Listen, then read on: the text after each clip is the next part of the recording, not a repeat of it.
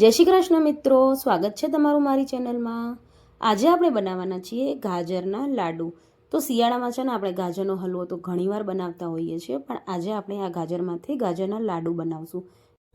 તો અહીંયા મેં 2 થી 3 ગાજર લઈ લીધા છે, જેને આપણે મિક્સીમાં પ્લસ મોડ પર ઓન ઓફ કરીને પીસી લેવાનું છે। એકદમ ઝીણું નથી પીસવાનું, આવી રીતે તમે જોઈ શકો છો કેવી રીતે મેં પીસ્યા છે, એવી રીતે એને પીસી લેશું। હવે આપણે એક કડાઈમાં 1 ચમચી જેટલું ઘી લેશું ને એમાં આપણે કાજુ અને બદામને આવી રીતે ફ્રાય કરી લેવાના છે। તો કાજુ બદામ તમે તમારા હિસાબે ઘટવટ કરી શકો છો। મેં અહીંયા 15-20 નંગ જેટલા કાજુ અને બદામ લીધા છે।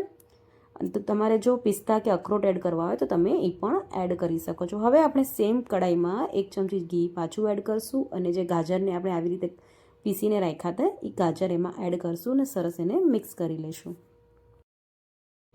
તો અહીંયા આજે છે ને આપણે આ ગાજરના લાડુમાં છે ને એક નવો ફ્લેવર એડ કરવાના છીએ। તો એના માટે આપણે અહીંયા એક ઓરેન્જ લઈ લઈશું અને આપણે એમાં ઓરેન્જ જેસ્ટ એડ કરવાનું છે, એટલે કે ઓરેન્જની ઉપરની જે છાલ હોય ને એને થોડુંક આવી રીતે આપણે ગ્રેટ કરીને એડ કરવાનું છે। એનાથી લાડવામાં બહુ સરસ સ્ટ્રોંગ ઓરેન્જનો ફ્લેવર આવશે અને બહુ સરસ એ ફ્લેવર લાગે છે। તો બહુ વધારે નથી એડ કરવાનું, બસ અડધી ચમચી જેટલું જ એડ કરવાનું છે। તમે જોઈ શકો છો મેં કેટલું એડ કર્યું છે। આ બહુ જ સ્ટ્રોંગ ફ્લેવર આપે છે લાડવામાં। તો આવી રીતે આપણે એને સરસ ગ્રેટ કરીને એડ કરી લઈશું। તો અહીંયા આપણે 4 થી 5 મિનિટ સુધી સરસ એવું ગાજરને આપણે શેકી લેવાનું છે। તો આજે આપણે આ લાડવામાં ખાંડ નથી ઉમેરવાના, આપણે મિલ્ક મેડ એટલે કે મીઠાઈ મેડમાંથી આ લાડવા બનાવવાના છીએ। જો તમારે ખાંડ ઉમેરવી હોય તો ગાજરને શેકતી વખતે જ તમે એમાં ખાંડ અને થોડુંક દૂધ ઉમેરી શકો છો। તો તમે જોઈ શકો છો ગાજર એવા સરસ શેકાઈ ગયા છે। તો હવે આપણે એને ઠંડા કરવા સાઈડમાં મૂકી દઈશું। હવે આપણે એક મિક્સી જારમાં જે કાજુ બદામને ફ્રાય કરીને રાખ્યા હતા એ એડ કરશું ને અહીંયા મેં વિટા મેરી બિસ્કિટ લીધા છે। તો આપણે ઘઉંના બિસ્કિટ જ લેવાના છે। તો અત્યારે હું એમાં 6 થી 7 બિસ્કિટ એડ કરું છું। એને આપણે સરસ કાજુ બદામ સાથે જ પીસી લેવાના છે। જરૂર લાગશે તો આપણે આગળ પાછા બિસ્કિટ એડ કરશું। તો હવે સરસ આપણે એનું એક પાવડર બનાવી લેવાનું છે।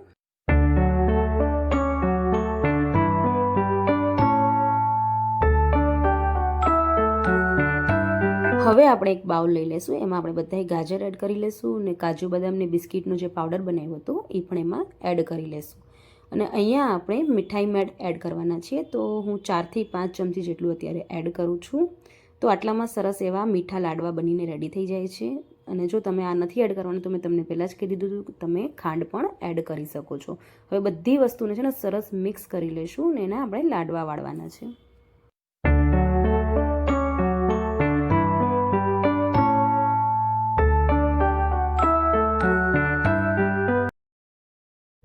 તો અહીંયા તમે જોઈ શકો છો લાડવાની જે કન્સિસ્ટન્સી છે ને એકદમ થીક નથી કે જેનાથી આપણે લાડવા વાળી શકીએ। તો એના માટે આપણે શું કરશું, જે બિસ્કિટ આપણે સાઈડમાં રાખ્યા હતા એને પણ મેં આવી રીતે પીસીને એમાં એડ કરી લીધા છે। એટલે ટોટલ મેં અહીંયા 1 પેકેટ બિસ્કિટનો એડ કર્યો છે। હવે તમે જોઈ શકો છો એકદમ વ્યવસ્થિત આ બેટર બનીને રેડી થઈ ગયું છે, જેને આપણે લાડવા બનાવવાના છે। તો અહીંયા ઘણીવાર એવું થાય કે તમારા લાડવા પરફેક્ટ ન બનતા હોય કે તમારે બાઇન્ડિંગ વ્યવસ્થિત ના આવતી, તો તમારે શું કરવાનું, ઓરેન્જનું જ્યુસ એમાં એડ કરવાનું। તો અહીંયા મેં ખાલી તમને બતાવવા માટે જ 1-2 ડ્રોપ્સ એડ કરું છું, મારે જરૂર નથી।